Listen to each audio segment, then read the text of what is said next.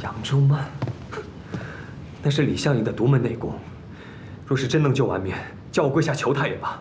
可李相夷早就已经死了，脚里巧的妖女究竟想如何？也不必非得用内力救治。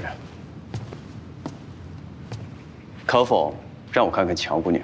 这没你的事儿，别动完面。你有别的办法救她？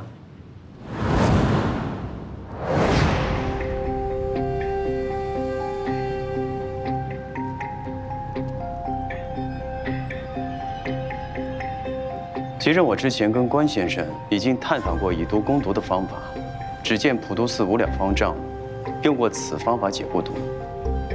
无了方丈他验证过此法，过程自然是不简单，须得毒性相克。冰中产的寒毒正可用鹤底红相抵，用特制的药汤封住鹤底红的毒性，再用针灸之法直接导入肺腑，可有奇效。 可是，请无了方丈过来，来往得需要3个时辰，根本来不及呀。方丈在解毒的过程当中，我就在旁边熟知一二。诸位要是信得过我的话，可否让我给乔姑娘试一试？当真能解？你若信口开河，可知后果？人命关天，我岂敢儿戏？但需寒冬梅、新春李、夏末和早秋菊各60朵。 用大火熬制成鹤底红的药汤，才可助我解毒。你说的这些东西，一时哪能寻起？你别是故意糊弄。镇上各处，药铺子、果铺子、茶铺子都能集齐，我们一起去寻，定能集齐。我相信李大哥。用不着你，有我们呢。我去找。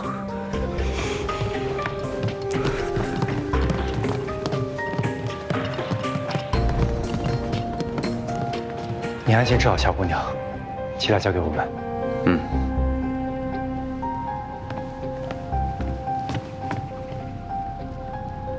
劳烦准备3大桶热水，乔姑娘最后解毒可用。是。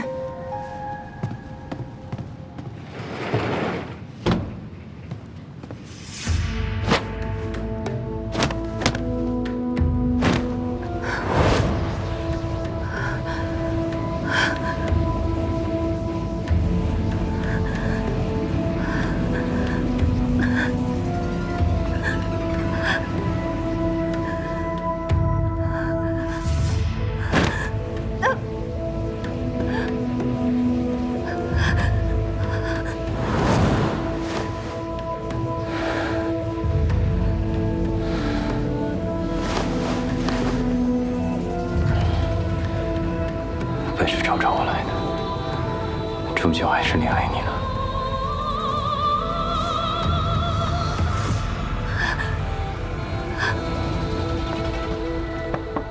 李先生，水我烧好了，我家小姐如何了？能开门了吗？李先生。